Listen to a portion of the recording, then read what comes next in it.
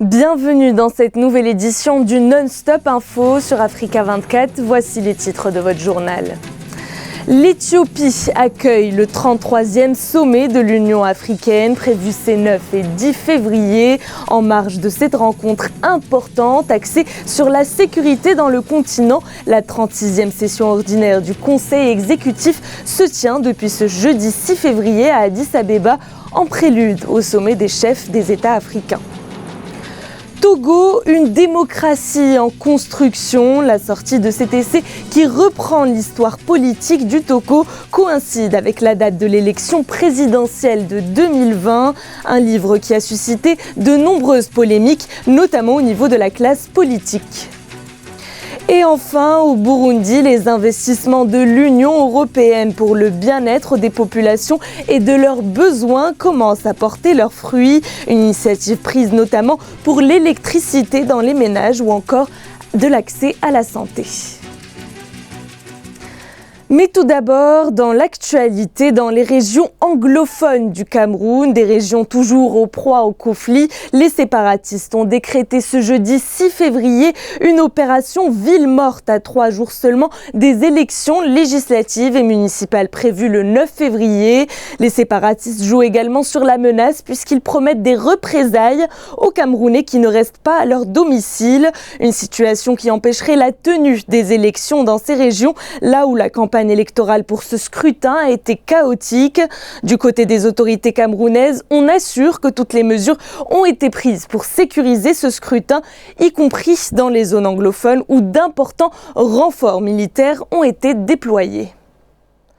La sécurité du continent au cœur du sommet de l'Union africaine, c'est sous le thème « Faire taire les armes et créer des conditions propices au développement du continent » que la réunion des conseils exécutifs s'est ouverte ce jeudi 6 février à Addis Abeba en Éthiopie, en prélude au sommet organisé par l'Union africaine. Ce sont donc les ministres des Affaires étrangères de 55 pays membres de l'organisation qui préparent la feuille de route pour la rencontre des chefs d'État et des gouvernements le 9 et 10 février prochain.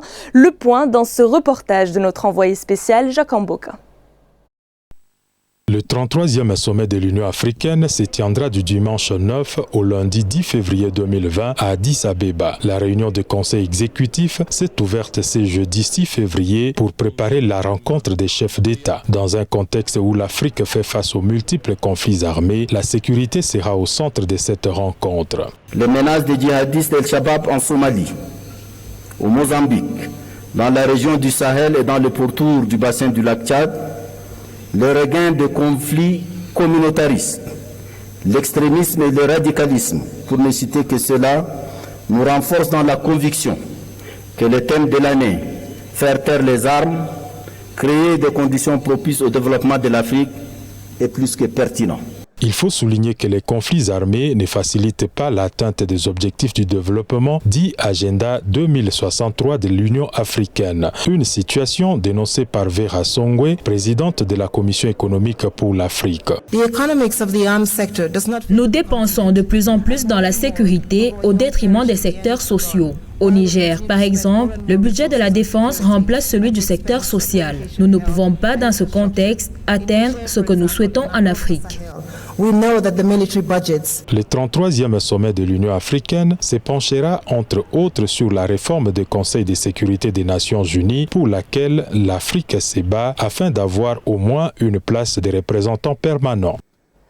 Toujours dans l'actualité, en Centrafrique, le président Faustin-Archange Touadéra appelle à plus de fermeté à l'encontre des groupes armés qui ne respectent pas les engagements de l'accord de Khartoum. C'est dans ce contexte que le chef de l'État appelle ses partenaires internationaux ce jeudi 6 février à plus de fermeté. La Centrafrique est ravagée par un conflit depuis qu'une coalition de groupes armés a renversé le président François Bozizé en 2013.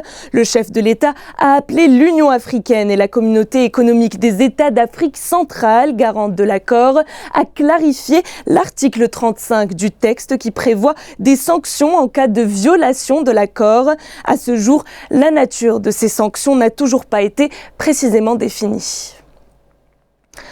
Togo, une démocratie en construction. C'est l'histoire politique du pays qui est retracée dans cet essai. Une sortie du livre qui coïncide avec la date du scrutin présidentiel prévu pour le 22 février. Si le titre suscite beaucoup de commentaires au sein de la classe politique togolaise, pour les deux auteurs, Jean-Paul Agbo et Jean-Wilke Mayou, il s'agit avant tout d'un travail objectif. Plus de précisions dans ce reportage d'Emefa Kofi. C'est un récit d'une centaine de pages. Togo, une démocratie en construction. Le livre, coécrit par les journalistes Jean-Paul Agbo Arwelete et Louis Magloire Mayou, qui qualifie le Togo comme une démocratie naissante, malgré son histoire politique depuis les années 90. Au-delà des acquis de la Constitution de 92 qui garantissait la limitation des mandats, il y a également le droit de vote des Togolais de l'extérieur. Et puis il y a cette Cour constitutionnelle qui n'existait pas, qui a été créée. Donc l'idée, c'est de raconter toute cette histoire, mais également de rappeler quels sont les grands points d'achoppement qu'il y a eu dans l'histoire qui ont fait qu'aujourd'hui, certaines inimitiés ou amitiés politiques existent sur la scène togolaise. Paru à la veille de la présidentielle, le livre « Togo, une démocratie en construction » est un essai journalistique, même s'il ne fait pas l'unanimité au sein de la classe politique togolaise. C'est une expérience jeune qui est faite de progrès et de recul. Recul, on peut citer par exemple les modifications constitutionnelles intervenues en 2002. On peut faire cas d'un certain nombre de réalités que par exemple notre métier, la presse, a connu dans les années 90, dans les années 2000, mais aussi fait de séquences plus vertueuses. Rêve d'alternance de l'opposition, les enjeux du scrutin présidentiel du 22 février, les rendez-vous manqués, renouvellement auguré de la classe politique sont autant de thèmes développés dans le livre et qui viennent relancer le débat politique à quelques jours du scrutin présidentiel au Togo. Faire du tourisme un des piliers de l'économie ivoirienne, c'est le défi que se lancent les autorités du pays avec la stratégie de développement touristique dénommée Sublime Côte d'Ivoire, une stratégie qui a pour finalité de développer un moteur de croissance pour le produit intérieur brut et favoriser le développement territorial hors Abidjan tout en créant un réservoir d'emplois. Ce projet touristique initié par le gouvernement pourrait classer la Côte d'Ivoire dans le top 5 des destinations touristiques en Afrique. Un sujet d'Amenedji. En Côte d'Ivoire, l'année 2020 sera marquée par une transformation du secteur touristique grâce au projet Sublime Côte d'Ivoire. Il s'agit de la réalisation de grands chantiers d'infrastructures visant à faire du pays un lieu à vocation touristique reconnu à travers le monde. Plus de 7 000 milliards de francs CFA ont déjà été collectés en 2019, dépassant les 3 200 milliards pour les investissements prévus d'ici 2025. Il faut régler le point de l'insécurité. Vous savez qu'en 2016, il y a eu une attaque djihadiste dans la ville de Grand Bassam qui a failli porter un coup terrible au tourisme. Il faut aussi créer le secteur du tourisme durable pour inciter les grandes compagnies étrangères à investir en Côte d'Ivoire parce que la capacité des hôtels est un problème. Destinée à réduire la pauvreté et créer 650 000 emplois qualifiés, cette stratégie ambitionne de classer la Côte d'Ivoire dans le top 5 touristique africain avec un nombre de touristes compris entre 4,2 et 5 millions de personnes. Par ailleurs, les financements sont bouclés pour la construction de la Cité des Arts et du Cinéma pour un montant de 50 milliards de francs CFA. C'est la troisième destination touristique en Afrique, derrière le Maroc, derrière le Nigeria. Donc on l'a dit avec 3,4 millions de touristes pour l'année 2018. Pour que la Côte d'Ivoire puisse maintenir sa position, on va dire, il faut continuer à investir dans le tourisme. Il faut vendre l'image de la Côte d'Ivoire, il faut vendre la destination de la Côte d'Ivoire et il faut s'assurer d'une stabilité politique. Passant de 6,25% en 2018, le tourisme à lui seul contribue à plus de 7% au produit intérieur brut ivoirien que les autorités prévoient booster à 10% à l'horizon 2025. À noter que des investissements étrangers directs sont prévus avec le démarrage des travaux d'infrastructures touristiques en février 2020. Les populations burundaises récoltent enfin les fruits des investissements de l'Union européenne sur une période de 5 ans. En effet, l'institution qui intervient dans plusieurs secteurs, de la santé jusqu'au développement du monde rural ou encore l'énergie au Burundi, a investi 322 millions d'euros pour améliorer les conditions de vie des populations locales. Les précisions dans ce sujet de Neili Claude Ebessa.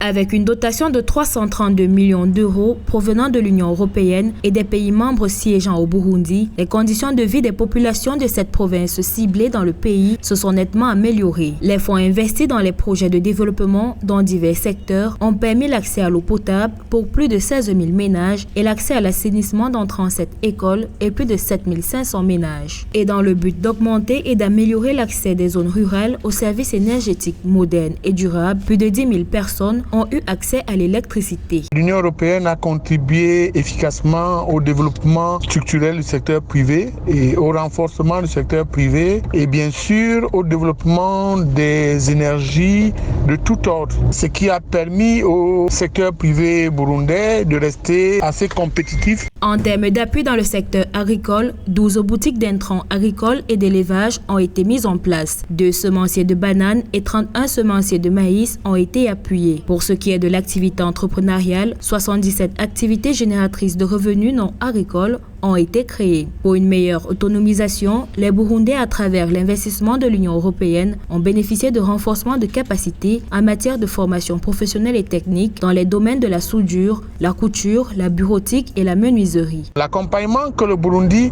peut apporter aux investissements qui ont été faits par l'Union européenne devrait être un accompagnement du cadre légal dans la sécurisation des investissements, la multiplication de la rentabilité du secteur énergétique. Les actions de l'Union européenne s'inscrivent dans les orientations et les stratégies définies conjointement avec le gouvernement burundais. Sur le volet de développement rural, cette institution contribue à la résilience des populations burundaises.